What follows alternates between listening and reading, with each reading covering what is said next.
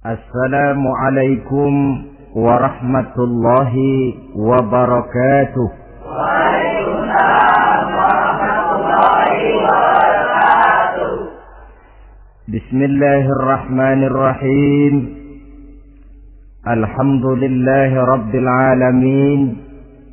Wassalatu wassalamu ala ashrafil anbiya'i wal mursalin, Sayyidina wa maulana Muhammadin wa ala alihi wa sahbihi ajma'in, amma ba'du. Saudara-saudara hadirin, ma'asyiral muslimin rahimakumullah. Salah satu dari rukun iman yang 6 mengajarkan kepada kita untuk beriman dengan adanya hari akhirat. Hari yang dimulai dengan kehancuran alam ini, yang dalam istilah kerennya disebut the last day of the world, di mana air laut tumpah ke darat, planet-planet bertabrakan, gunung meletus, bumi gempa, lalu semua yang bernama hidup mati. Terjadilah kebangkitan setelah mati itu dalam kehidupan yang disebut kehidupan akhirat. Pada kehidupan akhirat itu Allah jelaskan dalam surah Abasa ayat 34, Yauma yafirrul mar'u min akhihi wa ummihi wa abihi wa sahibatihi wa banihi likulli imri'in minhum yawma idzin sya'nun yughnih. Hari di mana setiap orang akan lari dari saudaranya, dari ibunya dan bapaknya, dari istrinya dan anak-anaknya. Setiap orang pada hari itu disibukkan oleh persoalannya sendiri-sendiri. Sehingga sangat boleh jadi hari itu orang tua tidak lagi sempat memikirkan anaknya. Seorang suami tidak lagi sempat memikirkan istrinya. Seorang teman pun tidak akan sempat memikirkan teman. Tiap orang sibuk dengan persoalannya sendiri-sendiri untuk mempertanggungjawabkan kegiatan hidupnya ketika di dunia ini. Dalam keadaan semacam itu, di mana orang disibukkan dengan persoalannya masing-masing, ada 7 golongan manusia yang mereka tenang-tenang saja. Orang lain bingung, mereka kalem. Orang lain kepanasan, mereka mendapat keteduhan. Siapa mereka? Inilah yang akan kita jadikan pembicaraan pada pertemuan kita kali ini. Bersumber dari sebuah hadis di mana bersabda Rasulullah sallallahu alaihi wasallam, Sab'atun yuzilluhumullahu yawma la zilla illa zilluh. Ada 7 golongan manusia, kata beliau, yang di akhirat nanti akan langsung mendapat perlindungan dari Allah. Padahal hari itu tidak ada lagi perlindungan selain perlindungan Allah. Sehingga lantaran Allah langsung yang melindungi mereka, maka mereka tidak merasakan lagi kepanasan akhirat. Mereka tidak lagi merasakan kebingungan. Mereka tidak lagi disibukkan oleh persoalan, lantaran mereka langsung dilindungi oleh Allah subhanahu wa ta'ala. Siapa gerangan yang 7 orang ini? Marilah kita lihat satu persatu dengan harapan mudah-mudahan kita termasuk salah satu di dalamnya. Amin ya rabbal alamin. Manusia pertama yang langsung mendapat perlindungan dari Allah, kata Nabi, imamun adil, pemimpin yang adil. Siapa sih pemimpin itu? Dan apa artinya adil? Saudara hadirin, secara umum yang dinamakan adil ialah at-tawassut bainal amraini. Orang yang pandai mengambil sikap jalan tengah dari dua persoalan yang dihadapinya. Biasanya tidak berat ke kiri, juga tidak berat ke kanan. Itu yang disebut adil. Orang yang tidak hanya sekedar bisa menuntut kewajiban dari seseorang, tapi juga bisa memberikan hak kepada orang itu juga disebut adil. Lalu pemimpin itu siapa? Setiap kita adalah pemimpin. Yang besar kecilnya kepemimpinan kita bergantung kepada apa yang kita pimpin. Dan sudah barang tentu bahwa setiap pemimpin akan dimintakan pertanggungan jawab dari apa yang dipimpinnya. Seorang pemimpin yang adil, dia menaungi orang-orang yang dipimpinnya dalam kehidupan di dunia ini. Pantas kalau di akhirat nanti Allah langsung menaungi mereka.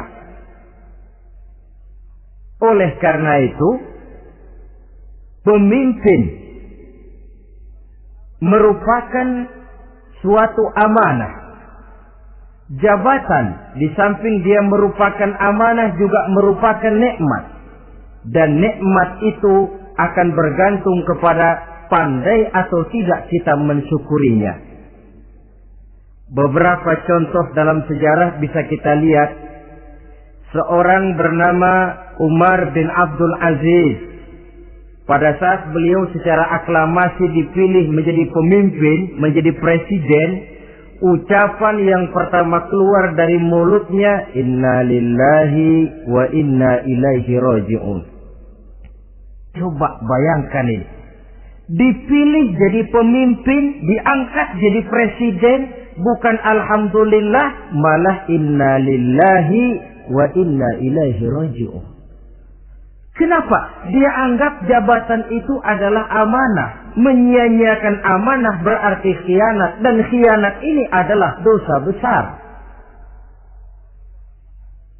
Pantaslah kalau Allah Subhanahu wa ta'ala memperingatkan, nikmat bisa saja berubah menjadi azab kalau kita tidak pandai mensyukurinya. La in syakartum la azidannakum wa la in kafartum inna azabi lasyadid. Kalau kamu pandai bersyukur, aku tambah nikmatku. Tapi kalau kamu tidak pandai bersyukur, kamu ingkar, kamu lupakan nikmat Allah, awas, azabku amat pedih, kata Allah.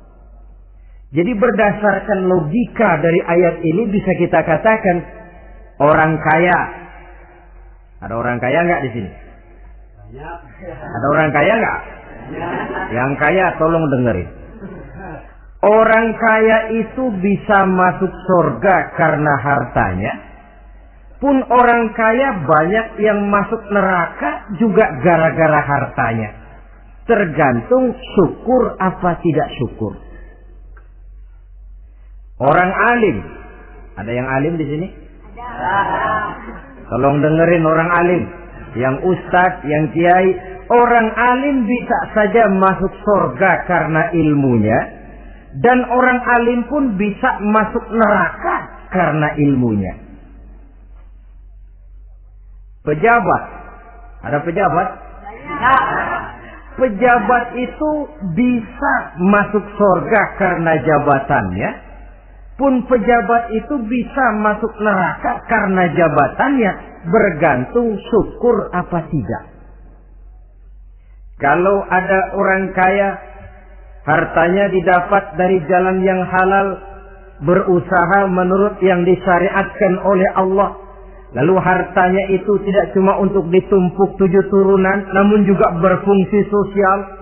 Dia bantu pembangunan masjid, dia makmurkan majelis taklim, dia santuni yatim piatu.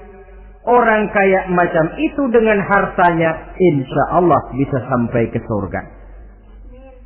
Tapi kalau ada orang kaya, hartanya didapat dari segala macam cara, asal harta tercapai segala cara halal. perlu jilat atas, perlu injak bawah, perlu sikut kiri kanan, sikut kiri kanan. Setelah dapat harta lalu pelitnya 17 setan. Tidak mau zakat, infak, apatah lagi sedekah. Orang kaya macam itu dengan hartanya bisa masuk neraka. Na'udzubillah min. Ada orang alim, dengan ilmunya dia bimbing umat. Dia katakan yang halal itu halal, yang haram itu haram. Dia katakan yang hak itu adalah hak, yang batil adalah batil. Dia tidak peduli apapun resikonya. Orang alim semacam itu dengan ilmunya bisa sampai ke surga. Tapi kalau ada orang alim, dengan ilmunya dia malah membodoh-bodohi orang yang memang sudah bodoh. Yang halal dibilang haram, yang haram dibikin remeng-remeng. Menjadi penjilat ke sana kemari. Orang alim semacam itu bisa masuk neraka karena ilmunya. Begitu juga pejabat, pemimpin. Kalau dengan jabatannya sebagai pemimpin dia berlaku adil, menaungi rakyatnya. Orang besar salah dihukum, orang kecil salah juga dihukum. Tidak hanya pandai menuntut kewajiban, tapi juga pandai memberikan hak. Pemimpin yang adil semacam ini mensyukuri nikmatnya jabatannya, dia bisa sampai ke surga karena jabatannya. Tapi kalau dengan jabatannya dia berlaku sewenang-wenang, yang besar salah didiamkan, yang kecil salah segera ditegakkan hukum, hanya pandai menuntut kewajiban dari rakyatnya tapi tidak pandai memberikan hak, maka pemimpin semacam ini lantaran tidak pandai mensyukuri nikmat, bisa saja nikmat itu berubah menjadi azab. Oleh karena itu saudara-saudara, pemimpin menaungi rakyat, pantas kalau di akhirat nanti Allah langsung menaungi beliau. Siapa pemimpin? Tiap kita. Bapak pemimpin di rumah tangganya, ibu pemimpin bagi anak-anaknya, Pak Lurah memimpin di kelurahannya, Pak Camat memimpin di kecamatannya, pemuda pemimpin bagi dirinya sendiri, akan dimintakan pertanggungan jawab. Kalian para remaja yang hadir di sini memimpin dirimu sendiri. Kau akan ditanya, tanganmu kau lebih banyak gunakan buat apa? Kakimu lebih banyak kau bawa jalan kemana? Lidahmu lebih banyak membicarakan apa?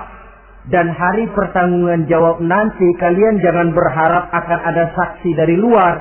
Saksinya anggota badan kita sendiri. Dalam surah Yasin Allah jelaskan, Al-yawma nakhtimu ala afwahihim wa tukallimuna aydihim wa tashhadu arjuluhum bima kanu yaksibun. Ada kan di surah Yasin? Ayat berapa? Pokoknya Yasin dah.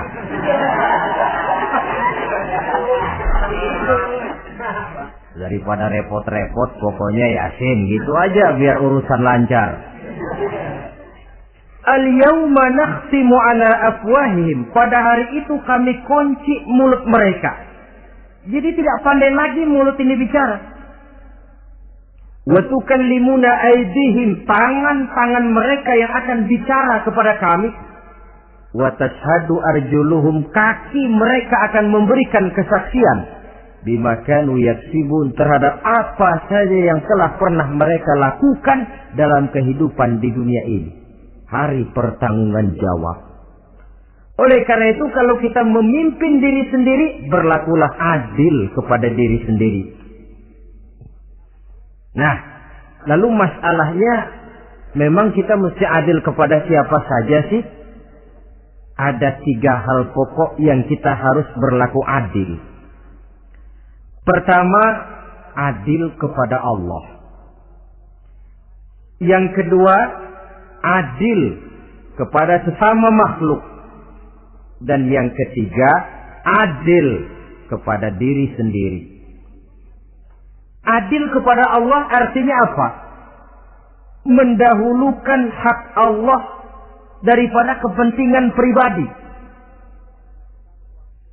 Kalau sudah datang waktu sholat asar misalnya, walaupun sedang enaknya latihan voli, berhentilah dulu sebentar. Sholat kita adil kepada Allah. Adil kenapa? Dalam contohnya dengan sholat misalnya. Sholat itu kan sehari semalam 5 waktu yang wajib. Betul apa betul? 5 waktu. Lah sholat itu, kalau sholat bagus, taruhlah 7 menit. Kalau sholatnya itu kilat, 4 menit. Ada lagi yang kilat khusus, nggak pakai perangko, 2 menit barangkali selesai. Taruhlah 5 menit kita ambil yang bagus.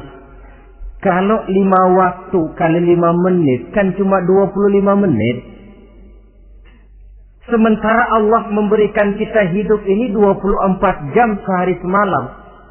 Cuma 25 menit diminta untuk ibadah kepadanya. Tidak sanggupkah kita berlaku adil?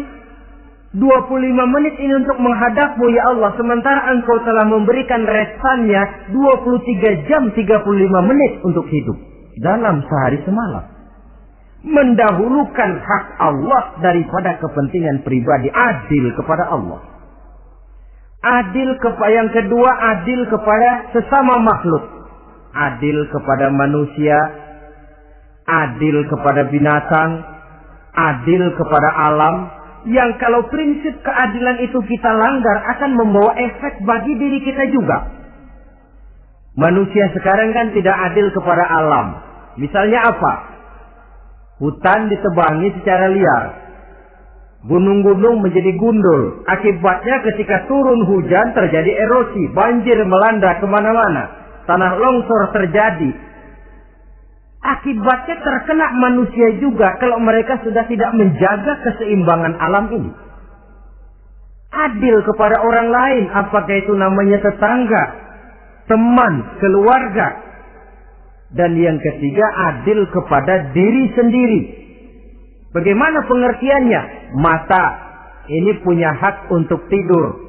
Begadang terus tiap malam, tidak adil kepada mata. Nah, ini yang ketawanya paling kencang pasti tukang begadang ini.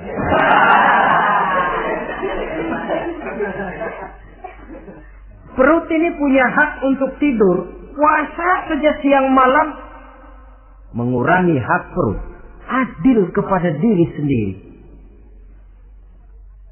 Untuk kehidupan yang akan datang di akhirat, pasti akan kita temui. Kita yakini keberadaannya.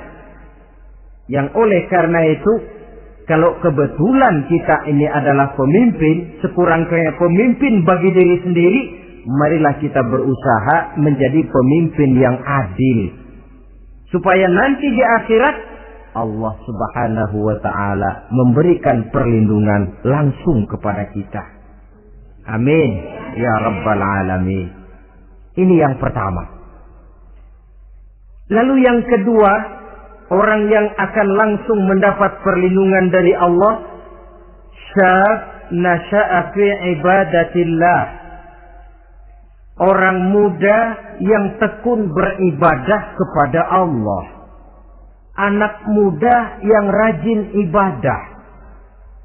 Kenapa kok Nabi bilang anak muda, bukan orang tua? Apa orang tua yang rajin ibadah Allah nggak senang? Tentu Allah senang. Cuma Allah lebih senang lagi kalau ada anak muda yang rajin ibadah. Sebab apa? Kondisi psikologis.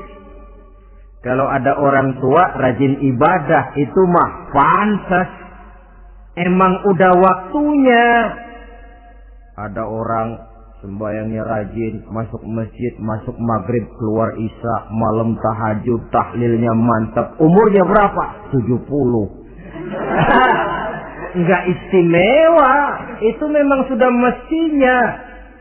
Lagian kalau sudah 70 masih bandel aja, kapan mau taubat? Tapi kalau ada anak muda, darahnya masih mengalir dengan panas, Dia masih berusaha mencari bentuk-bentuk kepribadian dalam dirinya. Dia masih mudah terpengaruh oleh lingkungan, tapi dia sanggup memblokir itu, disalurkannya di jalan Allah. Dia tekun beribadah. Allah cinta betul pemuda semacam itu. Sehingga nanti di akhirat mereka langsung mendapat perlindungan dari Allah Subhanahu wa ta'ala. Selalu pembangunan yang mengarah kepada modernisasi diikuti dengan proses pergeseran nilai. Dalam kondisi semacam ini, kehidupan remaja pemuda yang masih mencari identitas dan pembentukan kepribadiannya mudah terpengaruh oleh hal-hal yang ada di sekelilingnya. Sehingga sangat boleh jadi apa yang dianggap orang dulu tabu, lalu dianggap biasa. Yang aneh-aneh malah dijadikan model. Yang dilarang malah nekat diterjang. Di mana norma dan kaedah-kaedah moral tidak lagi mendapat perhatian yang wajar. Dalam kondisi semacam ini terjadilah proses peluncuran moral. Dan hampir di mana-mana kehancuran suatu bangsa dimulai dengan kehancuran moral daripada generasi mudanya. Oleh karena itu pemuda yang tekun ibadah ini sangat positif dampaknya dalam kerangka pembangunan umat. Pak, ibadah itu apa sih? Kalau jadi pemuda yang tekun ibadah, apa kemana-mana mesti bawa tasbih? Mungkin. Apa mesti pakai peci terus? Boleh jadi.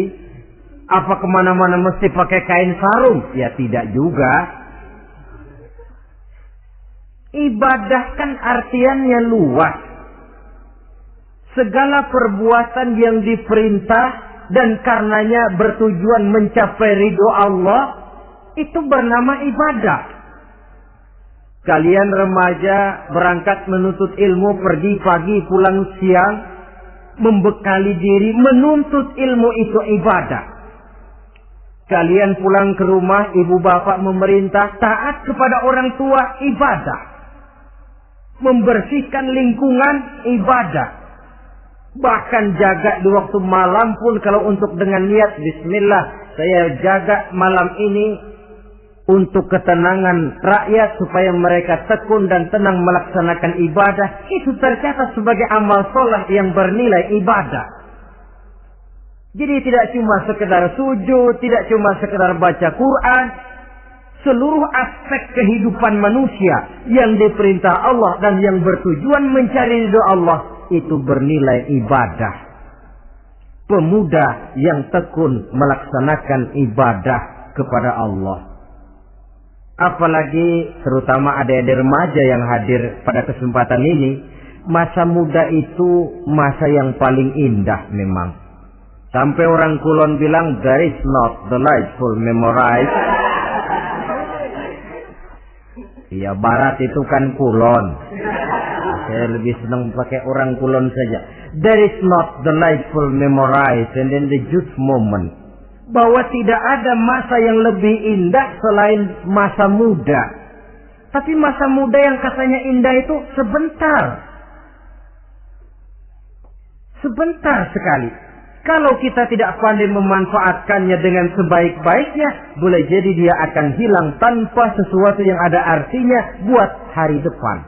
Dan hari depan itu sebagian besar ditentukan oleh masa muda sekarang ini. Karena itu kepada yang muda saya berpesan, pergunakanlah masa muda itu dalam ketekunan beribadah kepada Allah. Ibadah dalam artian yang seluas-luasnya. Jangan seperti pepatah orang, kelapa muda katanya kupas-kupasin, kelapa tua tinggal batoknya. Selagi muda puas-puasin, udah tua tinggal bongkoknya.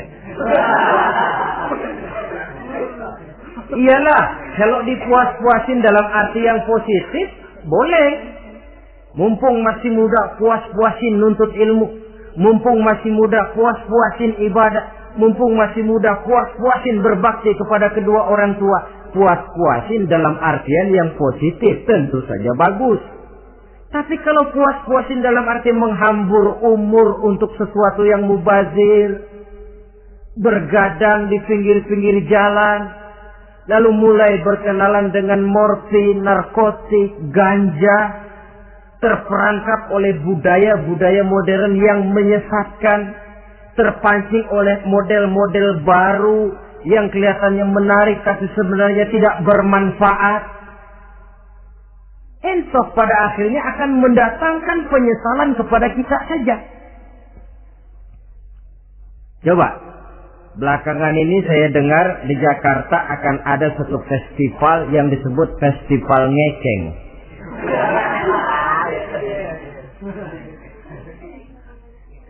Ngeceng ini kalau bahasa gampangnya nampang. Jadi itu biasanya muda-mudi diri di pinggir-pinggir jalan, pakai kacamata hitam, pakaian warna-warni, rambut dicat sedemikian rupa supaya menarik perhatian. Mereka diri di pinggir-pinggir jalan, nampang, istilah ngepopnya ngeceng katanya. Ini mau diadakan festival, secara langsung atau tidak, festival ini kan mempopulerkan ngeceng jadinya. Yang tadinya orang awam gak kenal, lantaran diangkat ke permukaan jadi terkenal. Kalau sudah terkenal lalu jadi mode, kalau sudah jadi mode, latahan. Boleh jadi nanti akhirnya ngeceng masuk desa. Bukan cuma sekedar ABRI masuk desa, bukan cuma sekedar koran masuk desa, ngeceng pun bisa saja masuk desa. Banyak saluran-saluran positif yang sesuai dengan kreativitas jiwa remaja, ketimbang mengadakan sesuatu yang tidak ada manfaatnya, ketimbang menghabiskan umur untuk sesuatu urusan yang mubazir. Sedangkan umur bukan jatah gratis tanpa batas waktu. Ada pertanggungan jawab. Umurmu kau habiskan di mana? Masa mudamu kau selesaikan di mana? Itu akan dimintakan pertanggungan jawab. Nah, pemuda yang tekun ibadah kepada Allah, dampak positifnya apa? Dia punya sandaran vertikal kepada Allah. Jiwanya besar, jiwanya mandiri. Dan ini yang kita perlukan. Pemuda yang siap jadi pelopor, bukan pengekor. Pemuda yang sanggup mandiri dan bukan membanggakan keturunan leluhurnya. Kata pepatah, wa khairun nasi zu syarafin qadimin aqama li nafsihi syarafan jadida wa syarrun nasi zu khumulin idza fakhartahum zakarul jaduda. Generasi yang baik adalah generasi yang punya kejayaan masa lalu dan buat mereka sendiri mereka mampu mendirikan kejayaan yang baru. Artinya nenek moyangnya memang orang-orang terhormat, tapi dia mampu mandiri mendirikan kehormatan itu bagi pribadinya. Sebaliknya, generasi yang paling jelek adalah generasi pemalas. Yang kalau orang lain kelihatan lebih hebat, dia sebut-sebut nenek moyangnya. Lu sih belum apa-apa, bapak gua dong. Bapak gua katanya. Lu sih belum apa-apa, om saya dong. Tante saya dong. Kerjanya cuma membangga-banggakan leluhur. Dia sendiri tidak ada apa-apanya. Ini generasi yang paling jelek. Kalau orang kelihatan lebih hebat, dia sebut leluhurnya. Sementara dia sendiri nol nilainya, tanpa ditunjang oleh fasilitas leluhurnya. Pasukan pemuda mandiri macam ini yang kita perlu. Bukan sekedar pasukan pemuda oke bos, kulunun, yes sir, yes man, kumaha juragan wae.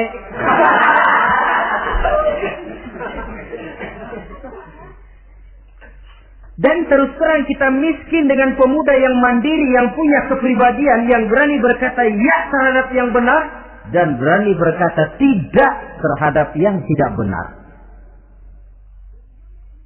Dari mana ini didapat? Sandaran vertikal dalam bentuk ibadah kepada Allah akan memantapkan jiwa, membersihkan hati, sehingga dia akan berfungsi seperti radar. Sandaran vertikalnya cuma kepada Allah. Inilah dampak positifnya.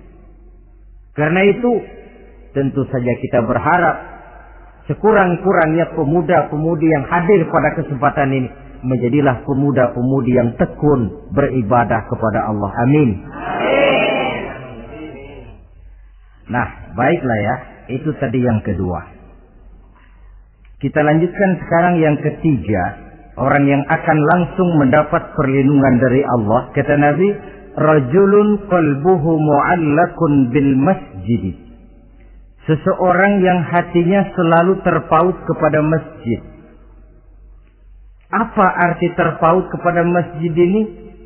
Apa orang yang gak pernah keluar-keluar dari masjid? Tentu saja bukan. Apa gunanya di dalam masjid terus kalau kerjanya cuma tidur doang?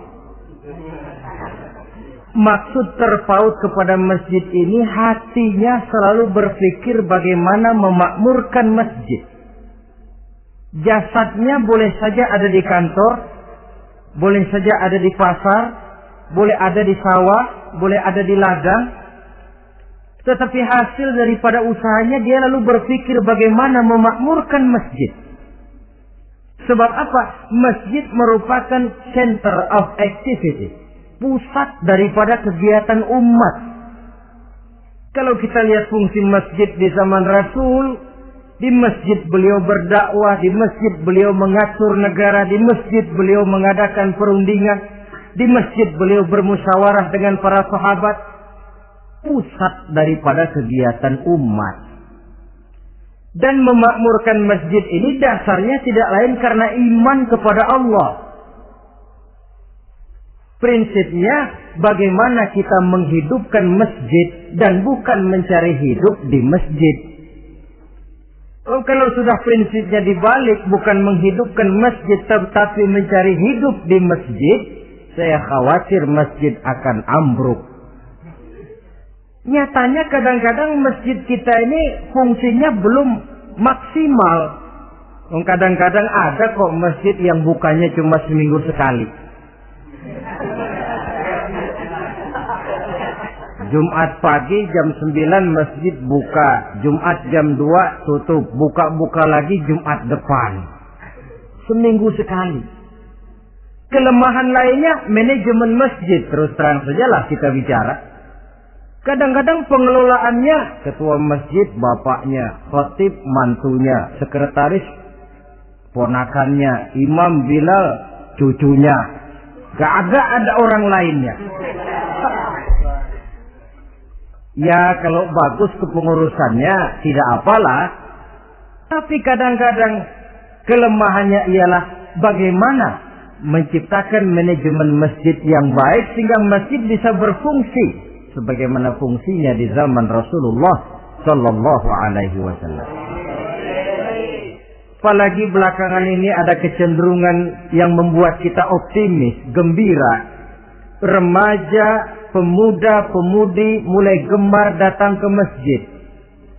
Berkumpul membentuk remaja masjid, remaja musola, mengadakan kegiatan majelis taklim yang mingguan, yang bulanan, aksi sosial, yang semuanya bermuara dari kehidupan masjid.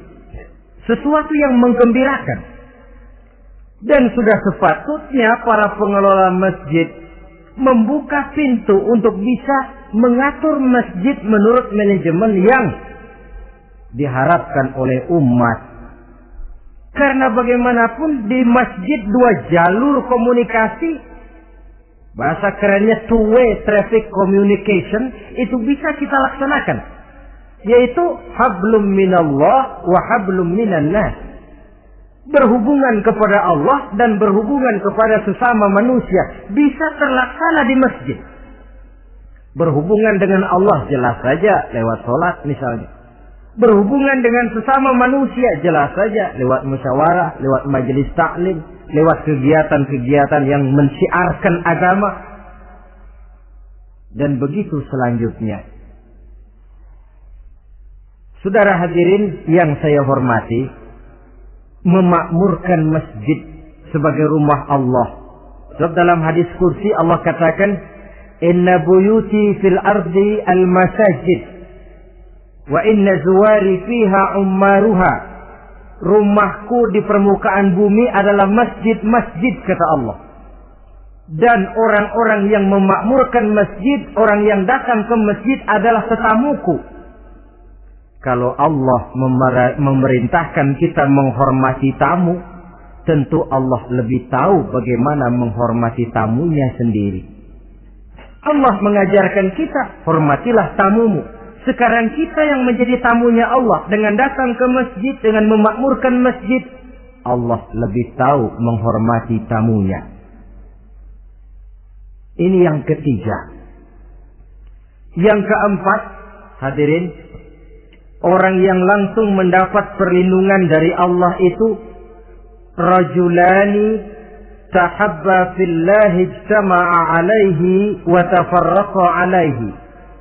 Dua orang yang menjalin persaudaraan, yang bertemu dan berpisah karena Allah. Bersaudara karena Allah. Bukan karena orang punya pangkat tinggi lalu kita temani, bukan karena orang kaya lalu kita dekati, tetapi karena Allah. Kau di jalan Allah, mari kau saudara saya. Kau keluar dari jalan Allah, maaf sajalah, bawalah dirimu sendiri, saya akan membawa diri saya. Lebih baik sendiri daripada berteman jahat. Berdua memang lebih baik daripada sendiri, tapi sendiri lebih baik daripada berteman jahat. Maksudnya apa ini? Sederhana dalam benci, sederhana dalam cinta. Ukurannya Allah. Al-Quran mengisyaratkan wa asa an tuhibbu syai'an wa huwa syarrul lakum wa asa an takrahu syai'an wa huwa khairul lakum. Sangat boleh jadi, kata Allah, kamu menyenangi sesuatu padahal akibatnya tidak baik bagi kamu. Dan sangat boleh jadi kamu membenci sesuatu padahal akibatnya baik bagi kamu. Nah, mari kita lihat. Kalau orang bersaudara cuma karena temannya itu punya pangkat tinggi, saya yakin kalau temannya pensiun, persaudaraannya akan selesai sampai di situ. Kalau kita mencari teman cuma karena dia kaya, satu saat dia jatuh bangkrut, jatuh miskin, persaudaraan akan selesai sampai di situ. Tapi kalau karena Allah yang bisa memisahkan kita apabila orang sudah keluar dari jalur yang diridhoi oleh Allah Subhanahu wa taala. Oleh karena itu, kepada semua hadirin, mari menjalin persaudaraan dalam bentuk ideal yang diajarkan oleh Islam. Nilai persaudaraan yang diikat oleh akidah. Kalaupun harus benci, bencilah sederhana. Tidak habis-habisan ngebenci orang. Kalaupun harus cinta, cintalah sederhana. Boleh jadi yang hari ini kita benci bukan main, besok kita senangi. Mungkin yang hari ini kita cintai mati-matian, besok sudah berubah menjadi yang kita benci. Sederhana saja, tidak usah berlebih-lebihan.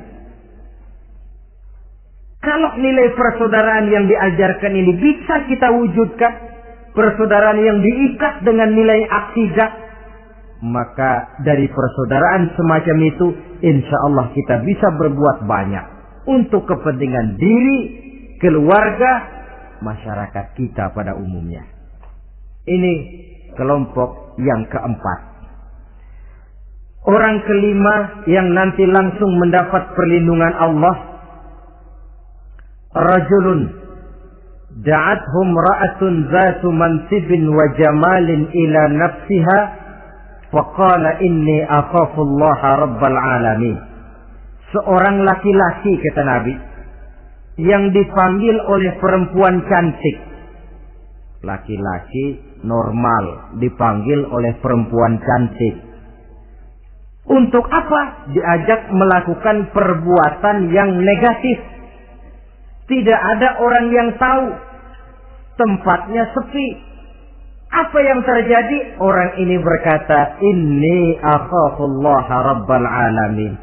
Maaf saja, saya takut kepada Allah. Orang yang bermoral nanti di akhirat langsung dilindungi oleh Allah. Tidak mudah jatuh oleh bujuk rayu. Tidak mudah terpesona oleh wajah-wajah yang menggiurkan. Seperti dalam sejarah yang terkenal itu Nabi Yusuf alaihi salam. Kenal kan Nabi Yusuf? Nabi Yusuf itu bekerja di istana Kitfir. Kitfir ini punya istri namanya Zulaikha. Orangnya cantik. Diam-diam Zulaikha ini rupanya naksir sama Yusuf. Satu hari suaminya tidak ada di rumah, pintu dikunci-kunciin. Setelah pintu semua terkunci, dia panggil Nabi Yusuf, "Hai Salah, Yusuf, sini." Kata Yusuf, "Mau ngapain?" "Pokoknya sini." "Iya, mau ngapain?" "Iya, kayak orang-orang, ngapain sih?"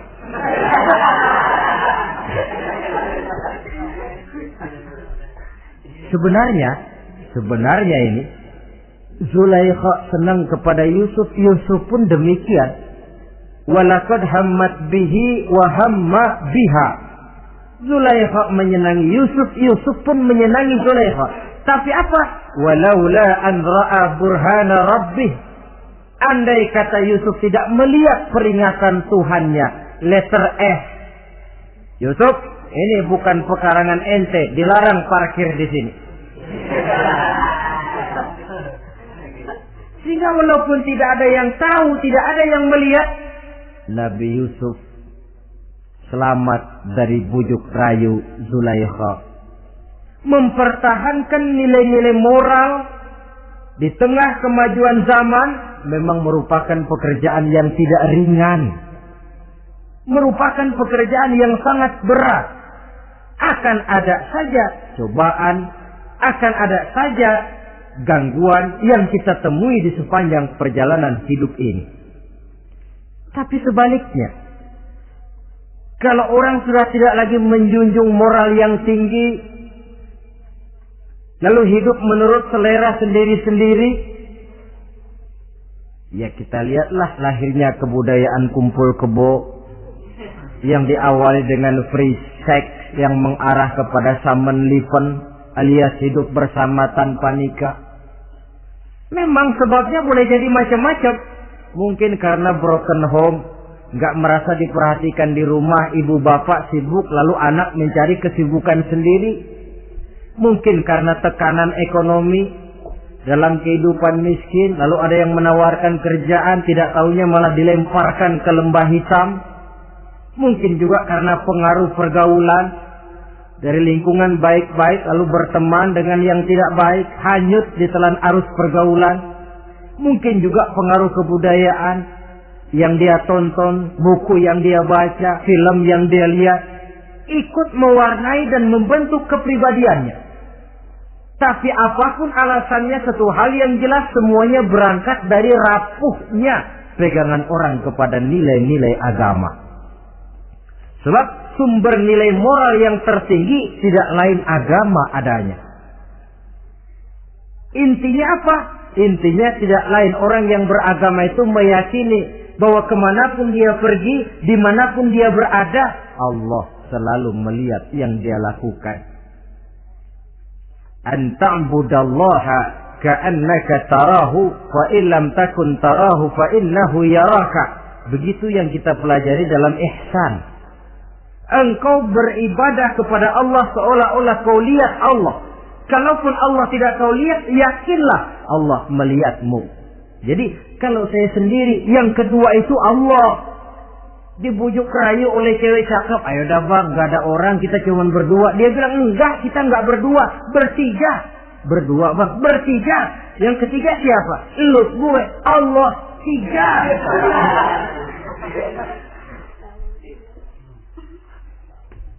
Di kantor mau korupsi, dia kasak kusuk, gerasak berusuk, cari apa yang seharusnya menjadi hak orang lain. Tidak ada yang lihat, tapi dia tidak sendiri. Saya berdua. Yang kedua, Allah. Merasakan kehadiran Allah dekat dalam hidup. Nilai moral semacam ini menyelamatkan masyarakat. Pantas kalau orang semacam ini di akhirat nanti langsung mendapat perlindungan dari Allah Subhanahu wa ta'ala.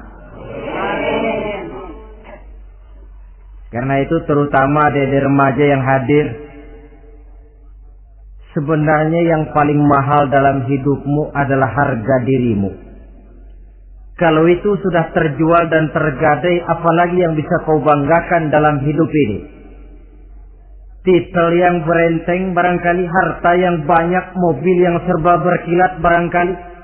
tidak akan banyak manfaatnya kalau sudah dimulai dengan kehancuran daripada harga diri. Tidak ada yang lebih mahal daripada harga diri. Jagalah itu baik-baik. Pelihara nilai-nilai moral. Makin pandai kau jaga diri, insya Allah makin mahal hargamu. Dalam pandangan manusia, lebih-lebih juga dalam pandangan Allah. Pantas kalau pepatah bilang innamal umamul akhlaqu ma baqiyat fa in zahabat humu akhlaquhum zahabu. Suatu bangsa akan tegak kalau dia masih punya nilai moral. Bila hancur moral itu, hancur jugalah ketegakan daripada bangsa itu sendiri. Ini yang kelima. Yang keenam, masih dua lagi. Orang keenam yang nanti akan langsung mendapat perlindungan dari Allah, rajulun zakarallaha khalian fafatat ainahu. Seseorang yang mengingat Allah dalam kesunyian, lalu berlinang air matanya. Tengah malam dia bangun, bertahajud dia kepada Allah. Gemersik tikar tersentuh tangan, laksana lambaian tangan malaikat maut nak datang merenggut nyawa. Terbayang segala dosa dan kesalahan, tergambar semua kekeliruan yang dilakukan dalam hidup. Lalu air mata pun tanpa terasa berurai membasahi pipi. Orang yang mengingat Allah dalam kesunyian. Saudara, tidak ada orangnya itu yang tidak punya dosa. Coba saya mau tanya, yang kumpul di sini ada nggak orangnya yang nggak punya dosa? Tidak ada. Dan memang orang yang baik itu bukan orang yang tidak punya dosa. Sebab tidak ada orang yang tidak punya dosa. Orang yang baik adalah orang yang apabila dia melakukan dosa, dia segera sadar, dijadikannya itu sebagai pelajaran untuk tidak diulanginya lagi pada masa yang akan datang. Dengan kata lain, mengingat Allah dalam kesunyian itu artinya bertaubat. Ini kan anak muda sekarang nih, kalau diajak bicara taubat, taubat mah urusan 70 ke atas, Pak. Kita ini masih lama. Padahal masalah taubat bukan masalah tua. Masalah taubat adalah masalah dosa. Dan masalah dosa adalah masalah manusia sejak dia akil balik sampai dengan kehidupannya yang sekarang. Sengaja atau tidak, besar atau kecil, ringan atau berat, tiap kita mesti mempunyai yang namanya dosa. Allah Maha penerima taubat sepanjang nafas belum sampai di kerongkongan. Jadi kalau nafas sudah sampai di tenggorokan, baru kita mau melaksanakan yang namanya taubat. Kasihlah itu.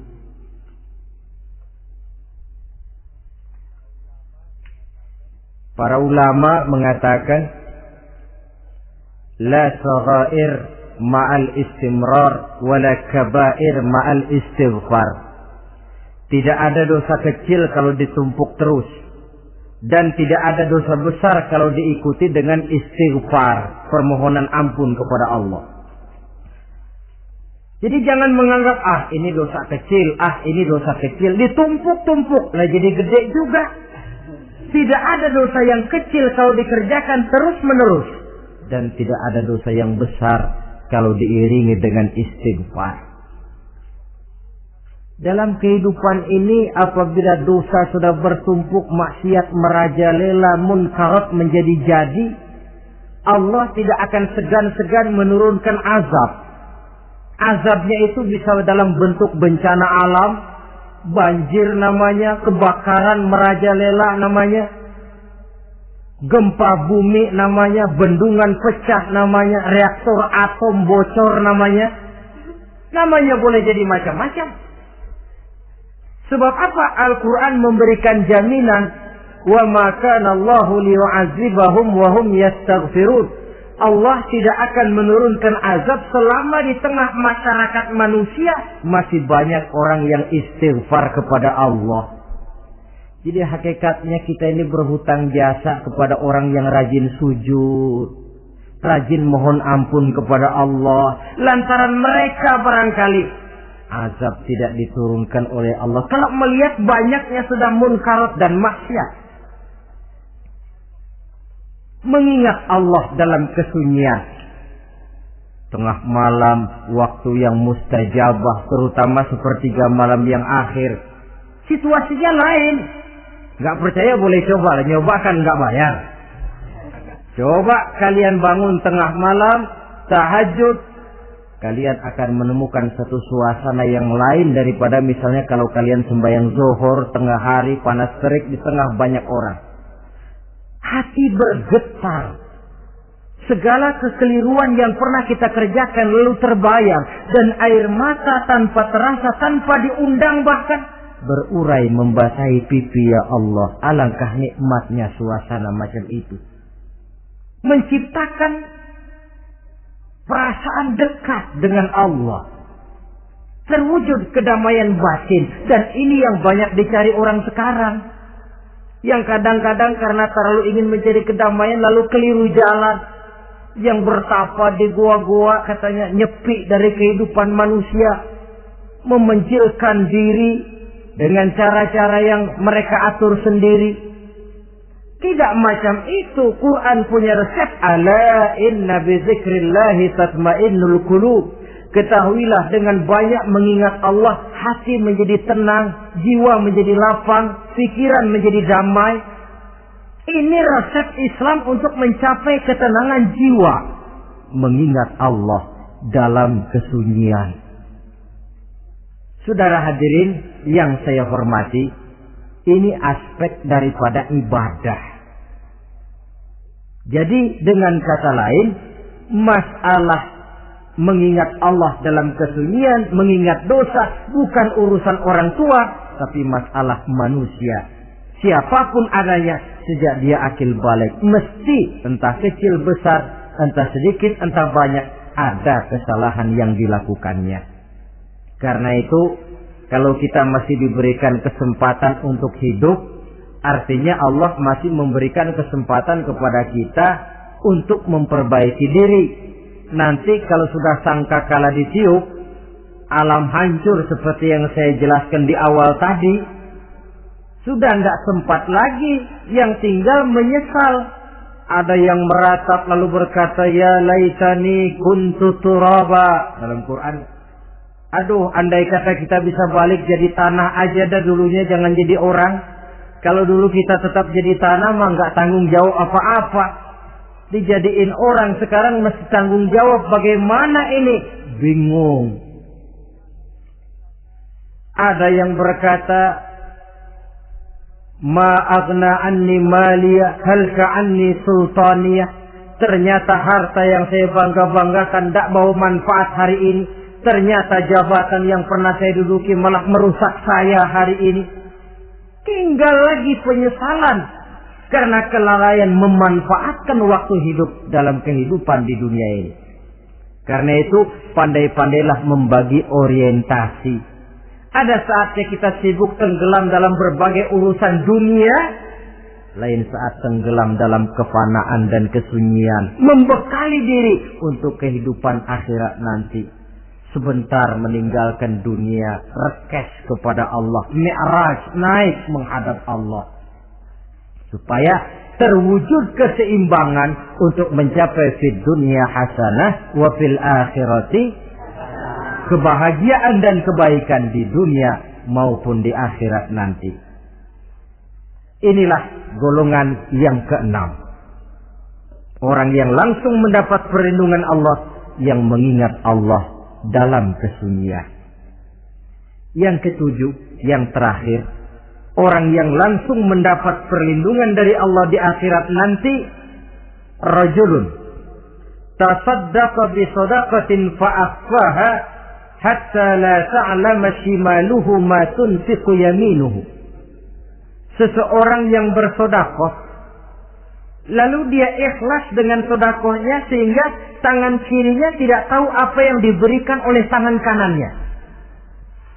Orang yang pemurah, orang yang menyadari bahwa apapun yang dia punya dalam hidup ini cuma sekedar titipan. Fungsinya lalu seperti keran, menyimpan air tapi untuk disalurkan lagi kepada orang yang memang memerlukannya. Alangkah nikmatnya kalau Allah memberikan kepercayaan kepada kita untuk menjadi penyalur, distributor rezeki. Kalau kita ingat kemari, berpikir ke sini, kita tidak akan sayang lagi. Enak saja yang peras keringat banting tulang cari rezeki saya, sampean datang-datang mau minta. Lah, mungkin rezeki dia tapi lewat tangan kita. Satu kehormatan dari Allah kalau kita dijadikan seperti keran, menyimpan air tapi tidak untuk dirinya sendiri, disalurkannya kepada orang-orang yang memang memerlukannya. Tidak ada orang jatuh bangkrut lantaran bersikap pemurah, dan tidak ada orang jadi kaya raya lantaran dia bakhil atau pelit bin kikir alias medit.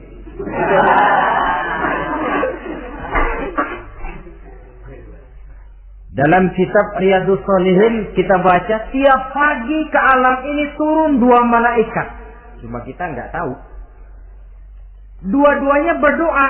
Yang sebelah kanan berdoa, yang sebelah kiri berdoa. Kata yang sebelah kanan doanya tiap pagi ini. Kata yang malaikat yang satu dia berdoa, Allahumma a'ti munfiqan khalafa. Ya Allah, kepada orang-orang yang suka infak, kepada orang-orang yang suka memberi, kepada orang-orang yang pemurah, gantilah mereka dengan yang lebih baik dari apa yang telah mereka berikan. Lalu malaikat yang satu berdoa, Allahumma a'ti mumsikan talafa. Ya Allah, kepada orang-orang yang mumsik, bakhil, kikir, berilah mereka kerusakan dan kebinasaan di dalam harta mereka. Maka lihat sajalah, orang kaya tapi pelit, ada saja jalan yang kira-kira duitnya bakalan jadi keluar dan gak ada pahalanya. Apa kena musibah lalu berobat sekian juta, apa kemalingan, apa ditipu orang, ada saja cara duitnya keluar yang gak ada pahalanya. Inilah prinsipnya. Allah mencintai orang pemurah. Dalam hadis qudsi, uhibbu ahlas sakha wa hubbi lil faqir sakhi asad. Aku cinta kepada orang yang pemurah, tapi aku lebih cinta kepada orang miskin yang pemurah. Orang kaya pemurah Allah cinta, orang miskin pemurah Allah lebih cinta. Kenapa? Nilainya lain. Orang kaya sedekah 500, orang miskin sedekah 500, sama 500 ya, tapi saya yakin pahalanya lebih besar buat si miskin. Kenapa? Buat orang kaya 500 apa artinya? Sekelebatan. Buat si miskin 500 dia mesti peras keringat banting tulang, tapi dia berani memberi seperti beraninya orang kaya. Nilai ini yang dilihat oleh Allah.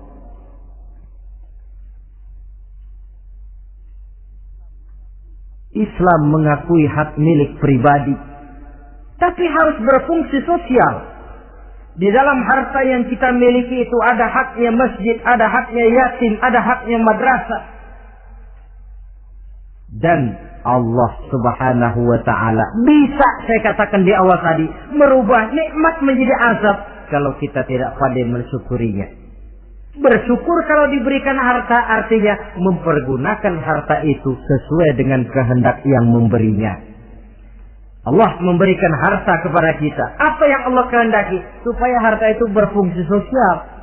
Milik pribadi silakan, tapi berfungsi sosial dalam kehidupan.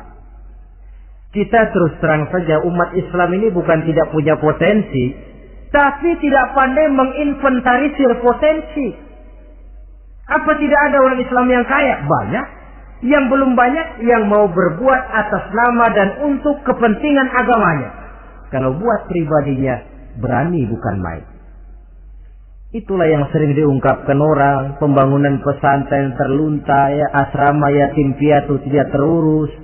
Ada orang membangun masjid, meletakkan batu pertama sekaligus jadi batu terakhir. Setelah itu la yamutu wa la yahya, mau dibilang hidup tidak kelihatan geraknya, mau dibilang mati pun tidak ketahuan kuburannya. Kurangnya kesadaran akan arti amanah dan titipan dari Allah. Lahirlah Korun abad 20. Kalian tahu sejarah Korun? Saking kayanya Korun, kunci gudang hartanya itu saja onta yang bawa. Itu baru kunci itu. Onta yang bawa. Ketika orang tanya, "Anna laka hadza ya Korun?" Hartamu begini banyak, dari mana kau dapat Korun? "Ya saya usaha, tidak ada hubungannya sama Tuhan," katanya. Apa yang terjadi? Lantaran kekurang ajarannya, melupakan nikmat, Korun dan seluruh harta bendanya ditenggelamkan Allah oleh gempa bumi. Makanya orang sekarang kalau dia macul ketemu harta, apa katanya? Gue dapat harta karun. Peninggalan si Korun itu barangkali dahulunya. Saudara-saudara, oleh karena itu, kalau kita oleh Allah diberikan amanah berupa harta, pandailah bersyukur dan jadilah orang yang ikhlas dalam bersedekah. Nah, inilah pertemuan kita pada kali ini. Walaupun singkat, mudah-mudahan sekali lagi kita termasuk salah satu di antara 7 golongan yang di akhirat nanti langsung mendapat perlindungan dari Allah. Terima kasih banyak atas segala perhatian. Mohon maaf atas segala kekurangan. Usikum wa nafsi bitaqwallah. Wassalamualaikum warahmatullahi wabarakatuh.